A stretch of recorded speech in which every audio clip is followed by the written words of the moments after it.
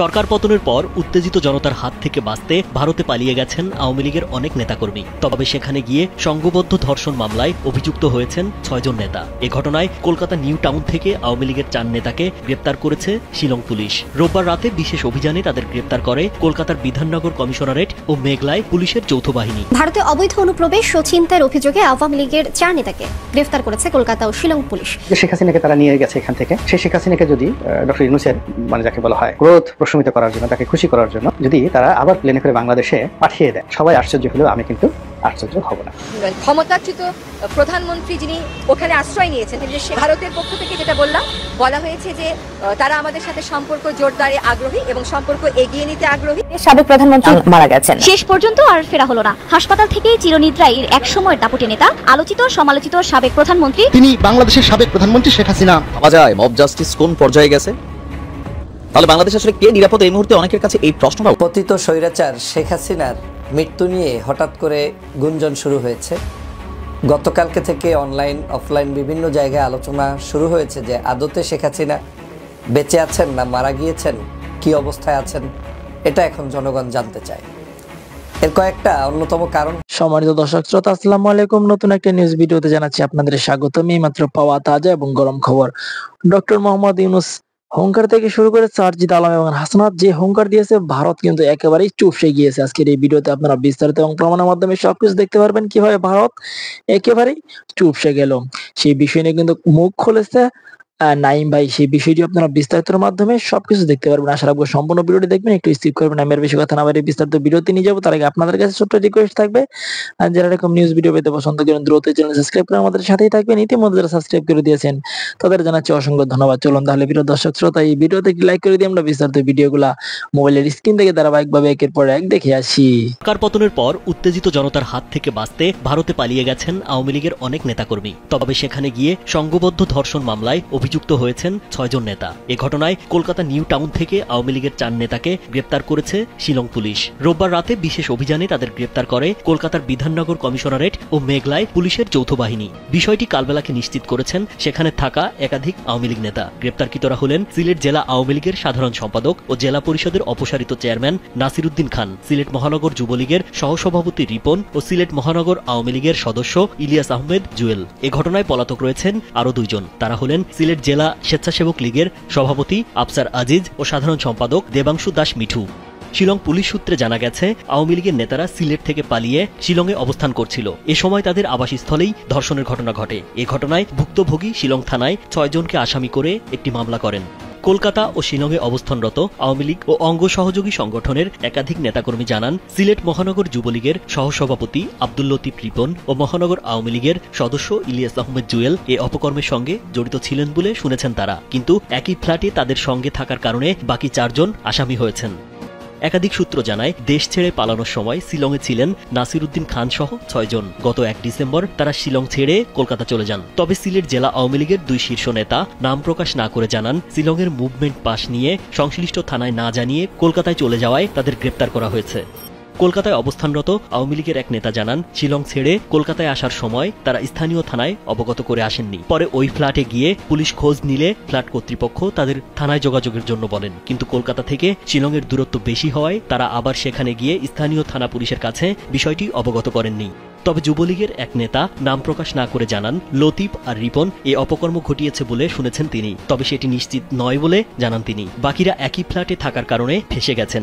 নরেন্দ্র মোদী ভারতের মসনদে বসার সময় বেশ আলোচিত ছিল নেইবারহুড ফার্স্ট নীতি, যার মূল কথা ভৌগোলিকভাবে যারা দূরে তাদের চেয়ে নিকটতম প্রতিবেশী রাষ্ট্রগুলোর সঙ্গে সম্পর্ককে ভারত বেশি গুরুত্ব দেবে। কিন্তু ভারতের সম্পর্ক প্রতিবেশী দেশগুলোর সঙ্গে একদমই ভালো নয়। বলা হচ্ছে, নরেন্দ্র মোদী সরকারের উগ্র হিন্দুত্ববাদী নীতির কারণে ভারতের একের পর এক শত্রুতে পরিণত হয়েছে প্রতিবেশী দেশগুলো।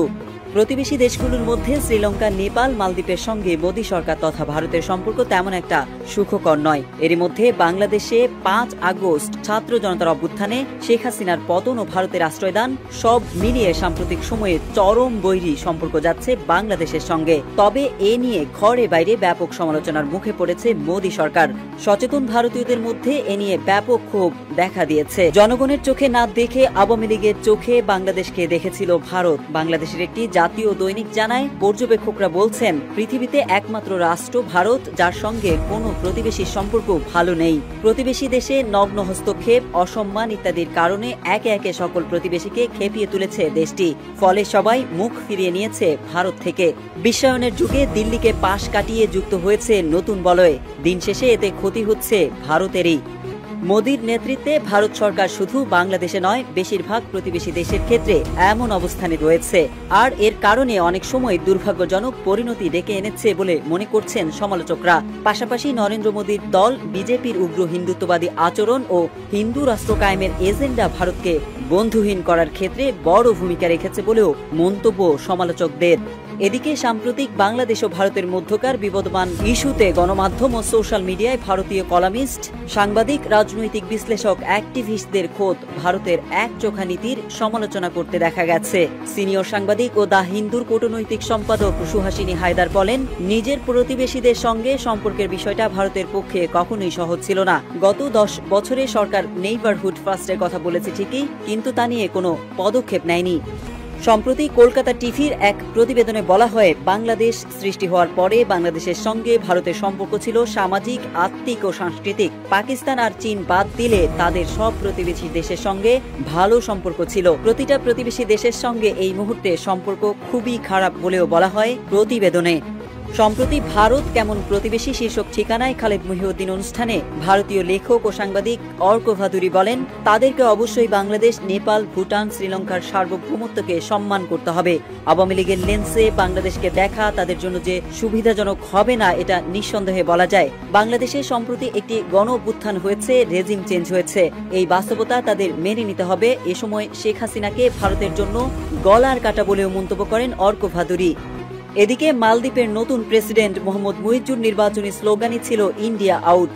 আবার নরেন্দ্র মোদী নিজে তার প্রথম সফর 2014 সালে নেপালে, পরে 2015 সালে বাংলাদেশ ও শ্রীলঙ্কায়, কিন্তু তখনকার মোদীকে দেওয়া উষ্ণ অভ্যর্থনা ও বন্ধুত্বপূর্ণ সম্পর্ক টিকিয়ে রাখতে পারেনি ভারত। উন্নতির কোনো লক্ষণ দেখা যায়নি পাকিস্তানের সঙ্গে সম্পর্কের ক্ষেত্রেও। 2020 সালে নেপালের প্রধানমন্ত্রী অভিযোগ করেছিলেন নেপালের অভ্যন্তরীণ বিষয়ে ভারতের হস্তক্ষেপের, যে ভুটান সামরিক, বৈদেশিক ও অর্থনৈতিক বিষয়ে ভারতের উপর নির্ভরশীল, তাদের সঙ্গেও সম্পর্ক খারাপ ভারতের। আফগানিস্তান ও মিয়ানমারে যে দুটি সরকার এখন ক্ষমতায়, তাদের সঙ্গেও ভারতের সম্পর্ক ভালো একথা বলা চলে না। তালেবানের সঙ্গে ভারতের পূর্ণ কূটনৈতিক সম্পর্কই স্থাপিত হয়নি এখনো। পতিত স্বৈরাচার শেখ হাসিনার মৃত্যু নিয়ে হঠাৎ করে গুঞ্জন শুরু হয়েছে। গতকালকে থেকে অনলাইন অফলাইন বিভিন্ন জায়গায় আলোচনা শুরু হয়েছে যে আদতে শেখ হাসিনা বেঁচে আছেন না মারা গিয়েছেন, কি অবস্থায় আছেন, এটা এখন জনগণ জানতে চায়। এর কয়েকটা অন্যতম কারণ হচ্ছে, শেখ হাসিনার মাত্র 2 দিন আগেও লন্ডনে একটা ভাষণ দেওয়ার কথা ছিল, যেই ভাষণটা জনগণ মনে করেছিল যে তিনি সরাসরি লাইভে এসে সেই ভাষণটা দিবেন এবং তাকে সংযুক্ত করা হবে সরাসরি স্ক্রিনে। কিন্তু তার একটি অডিওর মাধ্যমেই সেখানের সমাবেশকে সমাপ্ত করতে হয়েছে এবং অডিওটা তিনি কোথায় বসে দিয়েছেন, কিভাবে দিয়েছেন, আদৌ অডিওটা সত্য কিনা, এটা নিয়ে এখন লন্ডনের আওয়ামী লীগের নেতাকর্মীরা বেশ হতাশ। তারা এখন অনেকেই মনে করছেন যে শেখ হাসিনা হয়তো আর জীবিত নেই, তিনি মৃত্যুবরণ করেছেন। শুধু এই কারণটাই নয়, শেখ হাসিনা বাংলাদেশ থেকে যখন বিতাড়িত হয়েছেন, এই দেশ থেকে পালিয়ে গিয়েছেন, পালিয়ে যাওয়ার পর থেকে আজ পর্যন্ত আমি চ্যালেঞ্জ নিয়ে বলছি, কোনো ব্যক্তি বিশেষ দেখাতে পারবে না যে শেখ হাসিনা তার একটা ছবি, তার কোনো একটা কাজের ছবি, কিংবা তার কোনো একটা মিটিংয়ের ছবি, কিংবা তিনি এই মুহূর্তে কোন জায়গায় কী অবস্থায় বসবাস করছেন তার পূর্ণাঙ্গ কোনো ছবি কেউ এখন পর্যন্ত দেখাতে পারবে না। এমনকি যেই রাষ্ট্রে থাকেন সে রাষ্ট্রের পক্ষ থেকেও স্পেসিফিকলি তাকে নিয়ে কোনো ধরনের মন্তব্য, বক্তব্য দেওয়া হয়নি এবং দিচ্ছে না।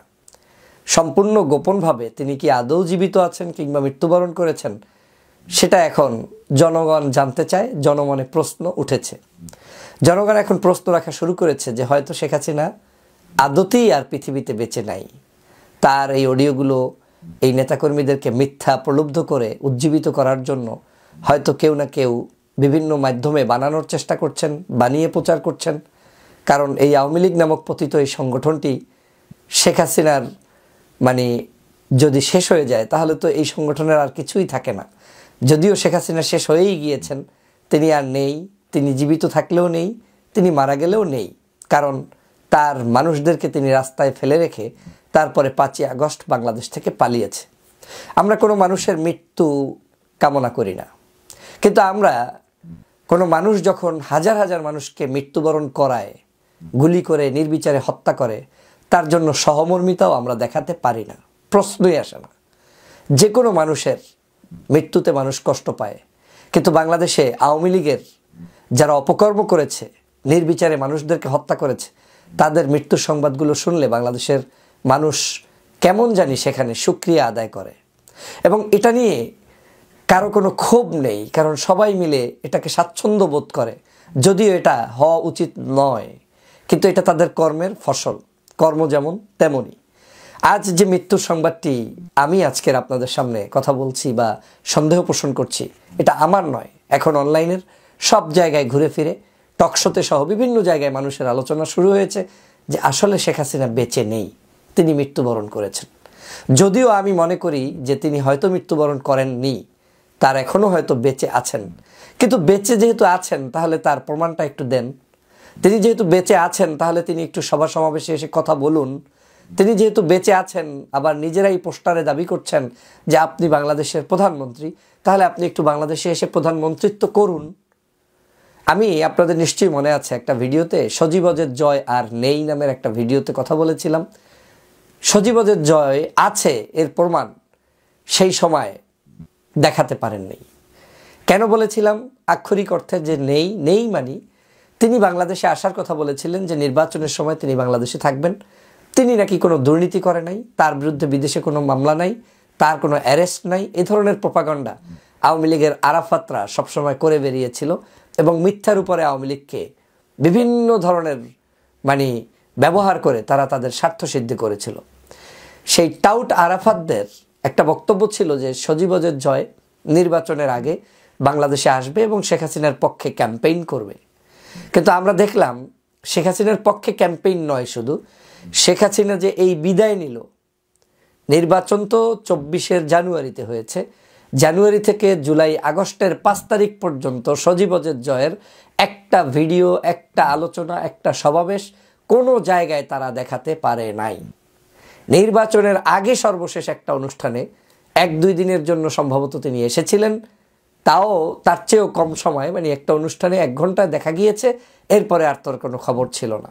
তার মানিটা দাঁড়ালো যে তিনি তো আর নেই, তিনি জীবিত থেকেও আর জীবিত থাকার অ্যাক্টিভিটিস তার নেই, কারণ তার পাও বন্দী হয়ে গিয়েছে। আজ ঠিক শেখ হাসিনা সহ শেখ পরিবারের কাউকেই আপনারা এখন আর দেখবেন না। বিশেষ করে শেখ হাসিনা যে আছে, তার থাকার জন্য যে ভ্যালিডিটিটা দেখাতে হবে যে আমি এই কারণে বেঁচে আছি, সেটা তো তিনি দেখাতে পারছেন না। কিন্তু অন্যদিকে তিনি আবার দাবি করছেন তিনি এখনও বাংলাদেশের প্রধানমন্ত্রী। তার দাঁড়ালো যে এই আওয়ামী লীগ হচ্ছে এমন একটি অথর্ব সংগঠন, যেই সংগঠনটি তারা তাদের নেত্রীর মৃত্যুর পরেও বলবে যে বাংলাদেশের তিনি এখনও প্রধানমন্ত্রী। আজকের চ্যালেঞ্জ ছুড়ে দিয়ে বললাম, বিগত প্রায় 4 মাস হয়ে গিয়েছে, 4 মাসের শেখ হাসিনার একটা ছবি, একটা বক্তব্য যেটা ভিডিও আকারে তিনি দিয়েছেন, কিংবা তার কোনো ধরনের অ্যাক্টিভিটিস কোত্থেকে পরিচালনা করছেন দেখাতে পারবেন না।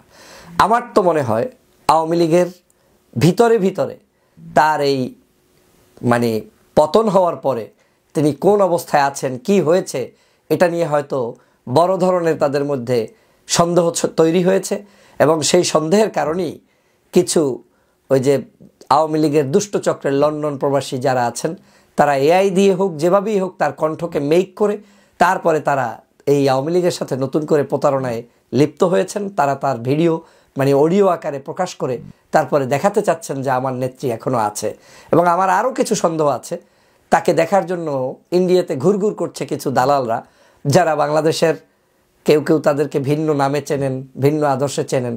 তারা সেখানে গিয়ে শেষ কীর্তনটা করতে চাচ্ছে, বা শেখ হাসিনার কাছে অন্ততপক্ষে তার মৃত্যু হলেও সেটা যাতে অন্তত দেখে স্বস্তি পায়, তার কাছে গিয়ে অন্তত নিজে অনুভব করে যে নেত্রীর কাছে অন্তত একটু শেষ সময় কাটাতে পারলাম।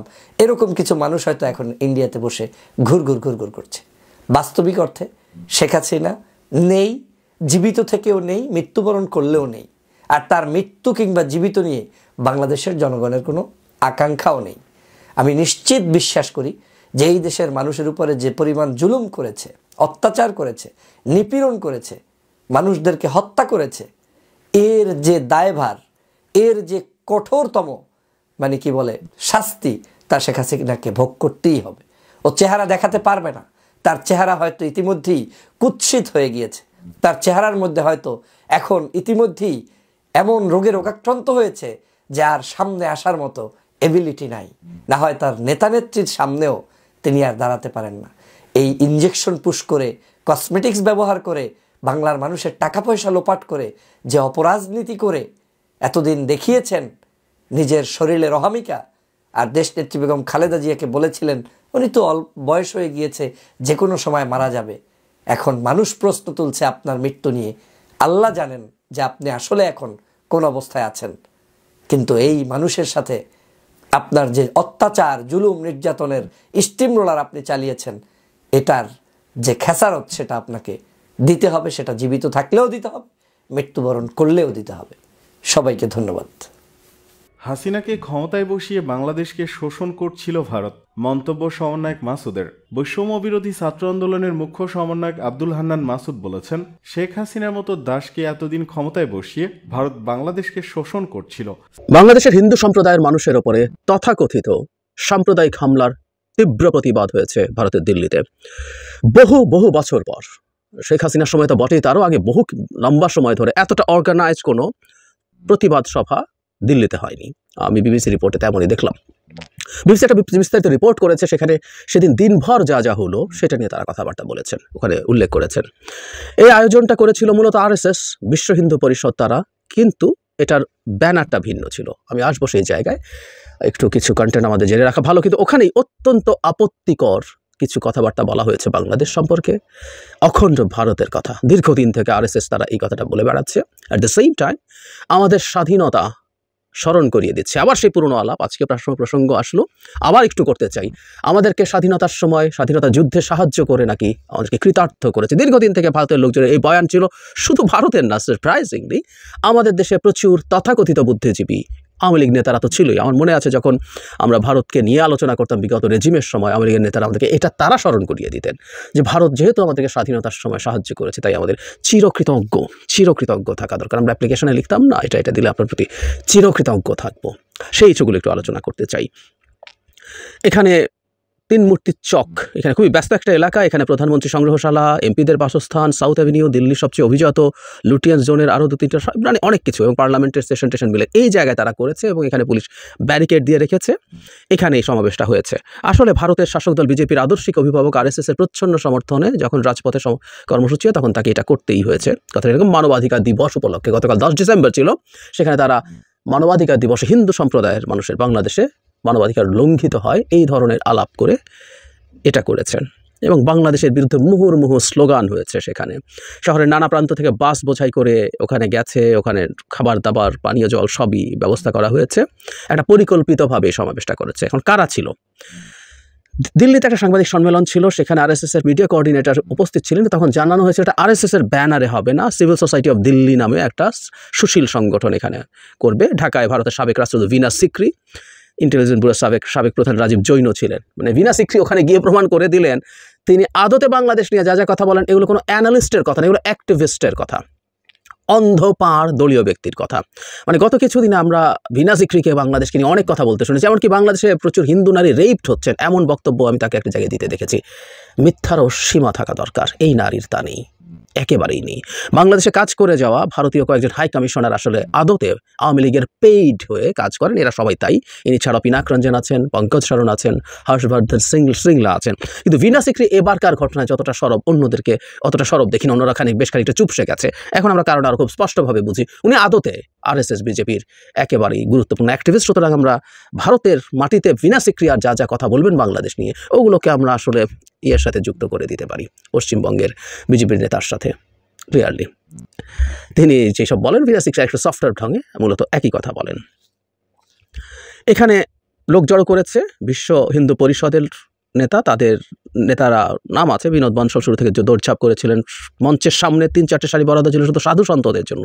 সুপ্রিম কোর্টের আইনজীবীরা ছিলেন, নারী সদস্যদের নিয়ে গোটা ভিএচপি শাখা প্রধান সাত্তী শাতাম্ভরা উনি পুরোটা সময় ছিলেন নারীদেরকে নিয়ে তৈরি।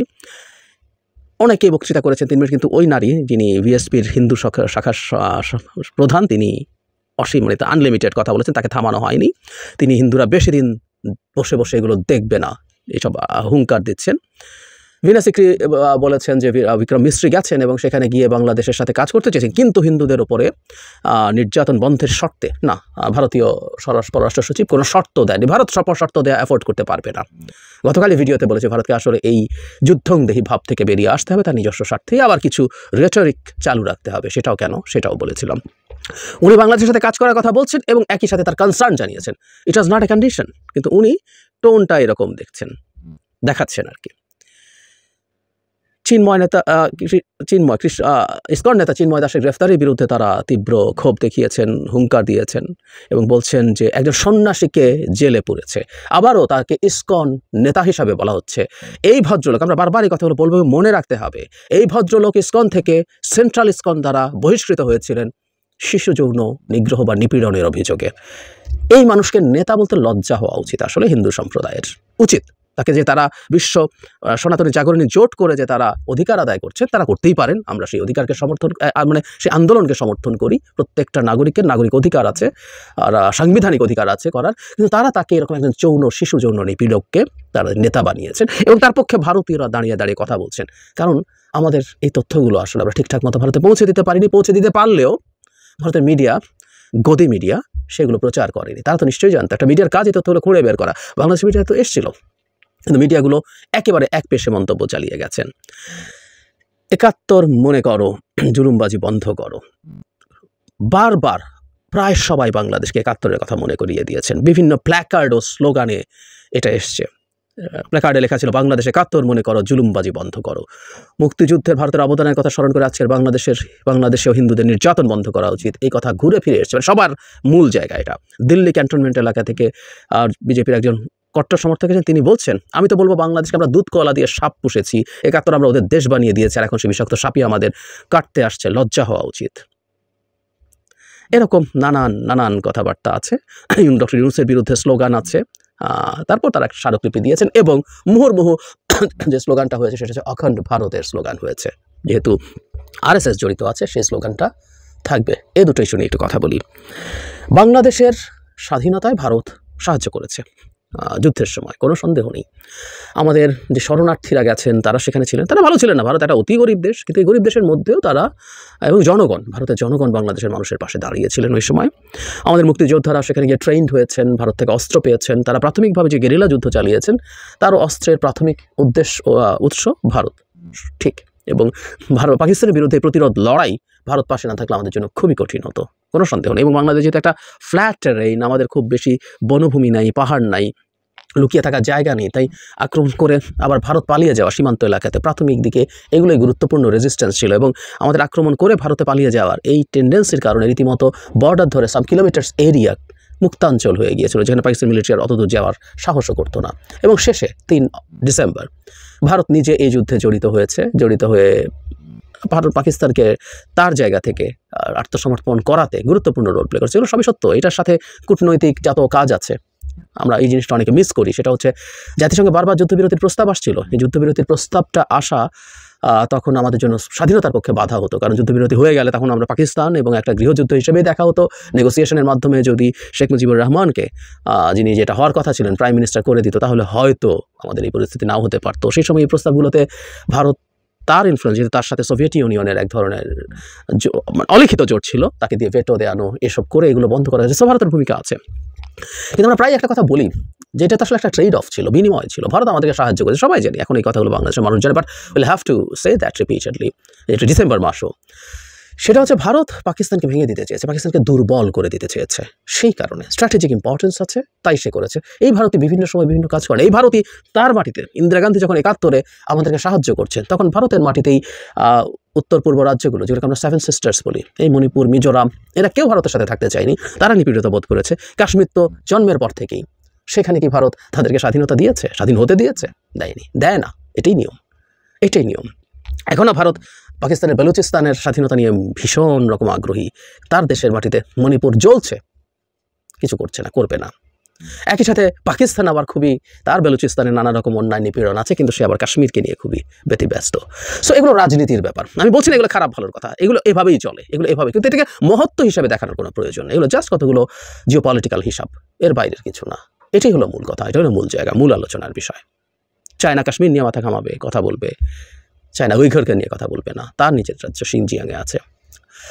তো যাই হোক, আমরা যেদিন স্বাধীন হয়েছে সেদিনই ভারতের ঋণ যদি থেকে থাকে সেটা শোধ হয়ে গেছে। এটা একটা কেনা বেচা, ভারত কিনেছে টাকা দিয়ে, আমরা কিনেছি ভারতের কাছে টাকা দিয়ে, আমরা মূল্য পে করে দিয়েছি, পাকিস্তানকে দুর্বল করে দিয়েছে। এখন তারা, তবে হ্যাঁ, তাদের মোহভঙ্গ হয়েছে, তারা ভেবেছে বাংলাদেশ ভারতের একটা করদ রাজ্য হয়ে থাকবে, এবং শেখ হাসিনা সেটা করে ফেলেছিলেন, একটা করদ রাজ্য বানিয়ে দিয়েছিলেন। বানানোর পরে সেটা শেষ পর্যন্ত আর হয়ে ওঠে নাই।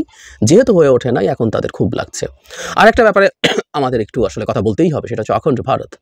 RSS এর কিন্তু আমি বহুবার এটা নিয়ে আলাদাভাবে কথা বলেছি, তাদের 75 বছর পূর্তিতে RSS এই অখণ্ড ভারতের কথা বলেছিল, তাদের মানে ক্লিয়ারলি তাদের কি করতে চায়, মানে এই অঞ্চলে আসলে আর কোনো দেশের অস্তিত্ব থাকবে না, এই অঞ্চলের পুরোটাই ভারত হয়েছে। আফগানিস্তান থেকে শুরু করে আমরা, পাকিস্তান নিয়ে আমরা, নেপাল, ভুটান, মালদ্বীপ, শ্রীলঙ্কা, কেউই আসলে না। এটা একটা অখণ্ড ভারত, এরকম একটা খোয়াব তারা দেখে, এবং খোয়াবটাকে নিয়ে তারা রীতিমতো তাদের পরিকল্পনা আছে। এবং যখন তাদের নতুন পার্লামেন্ট ভবনে সে মানচিত্র তারা স্থাপন করেছিল, তখন বোঝা যায় এটা খুব যাতা করেন। এবং শুধু মানচিত্র নয়, মানচিত্রকে কেন্দ্র করে তাদের কেন্দ্রীয় মন্ত্রী টুইট করেছেন, মুখ্যমন্ত্রীরা টুইট করেছেন, তাদের স্বপ্ন হচ্ছে অখণ্ড ভারত।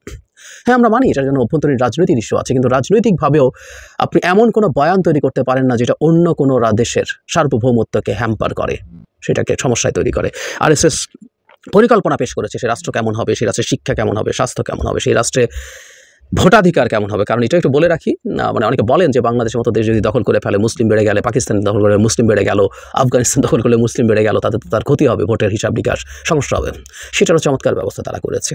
অখণ্ড ভারতে মুসলমানরা বা অন্য ধর্মাবলম্বী মানুষরা, হিন্দু বাদে সব নাগরিক অধিকার বোধ করবেন, শুধুমাত্র উপভোগ করবেন, শুধুমাত্র তারা ভোটাধিকার পাবেন না। সুতরাং তাদের সমস্যা তারা সমাধান করে ফেললেন। হিন্দুরাই আসলে এখানে নির্ধারণ করবেন কারা শাসক হবেন, বাকি সব কিছু সবাই পাবেন। সো এই ধরনের আলাপকে রাজনৈতিক রেটরিক হিসাবে আমরা উড়িয়ে দেব না। আমাদের দেশের অভ্যন্তরে এই অখণ্ড ভারত নিয়ে আমাদের নিজেদের মধ্যে, নাগরিকদের মধ্যে যখনই তারা এই আওয়াজ তুলবে, তখনই আমাদের এটার প্রতিক্রিয়া জানাতে হবে, এটার প্রতিবাদ জানাতে হবে, রাষ্ট্রীয়ভাবেও জানাতে হবে। যখন অখণ্ড ভারতের মানচিত্র করেছিল, তখন নেপাল এটাকে খুব স্ট্রংলি প্রটেস্ট করেছিল। আমাদের পররাষ্ট্রমন্ত্রী বা প্রতিমন্ত্রীকে যখন জিজ্ঞেস করা হয়েছিল, তারা এটাকে এড়িয়ে গেছেন। এটা তাদের ওই ভারত যে ব্যাখ্যা দিয়েছে, এটা নাকি অশোকের সময়কার মানচিত্র দিয়েছে, অথচ তারা এই যে গতকালও ভারতে দিল্লিতে অখণ্ড ভারতের স্লোগান তুলেছে বাংলাদেশকে হুমকি দেওয়ার জন্য, এই ব্যাপারগুলো আমরা বরদাস্ত করবো না। প্রিয় দেশবাসী, শুরু থেকে শেষ পর্যন্ত যারা এই ভিডিওটি দেখেছেন সকলকে জানাই অসংখ্য অসংখ্য ধন্যবাদ। যারা এরকম নিউজ ভিডিও পেতে পছন্দ করেন তারা অবশ্যই এই চ্যানেলটি সাবস্ক্রাইব করে পাশে থাকা বেল আইকনটি বাজিয়ে দিবেন। যারা এখন এই ভিডিওটি শেয়ার করেননি, এই ভিডিওটি দ্রুত শেয়ার করে সকলকে দেখার সুযোগ করে দিন। আজকের মতন এই পর্যন্ত, দেখা হচ্ছে পরবর্তী কোনো ভিডিও নিয়ে ইনশাল্লাহ।